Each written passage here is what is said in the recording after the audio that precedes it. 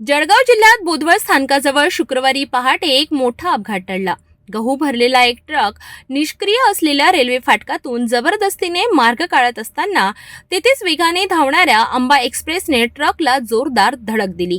या अपघातामुळे ट्रकचे 2 तुकडे झाले आणि त्याचा पुढील भाग थेट रेल्वे इंजिनला चिटकला।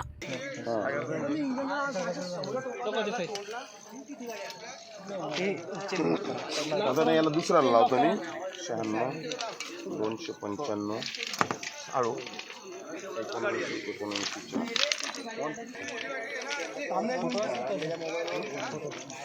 सुदैवाने या घटनेत कोणतीही जीवितहानी झाली नाही, मात्र रेल्वेच्या पायाभूत सुविधांचे मोठे नुकसान झाले।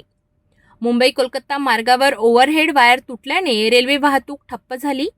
प्रशासनाने तातडीने दुरुस्तीचे काम हाती घेतले असून लवकरच वाहतूक सुरळीत होईल असे सांगण्यात आले आहे। रेल्वे प्रशासनाने या घटनेची चौकशी सुरू केली असून निष्काळजीपणाने रेल्वे मार्गावर आलेल्या ट्रक चालकावर कायदेशीर कारवाई केली जाण्याची शक्यता आहे। या अपघातामुळे रेल्वे प्रशासनाने निष्क्रिय असलेल्या क्रॉसिंगबाबत अधिक सतर्कता बाळगण्याची आवश्यकता असल्याचे मत व्यक्त केले जात आहे।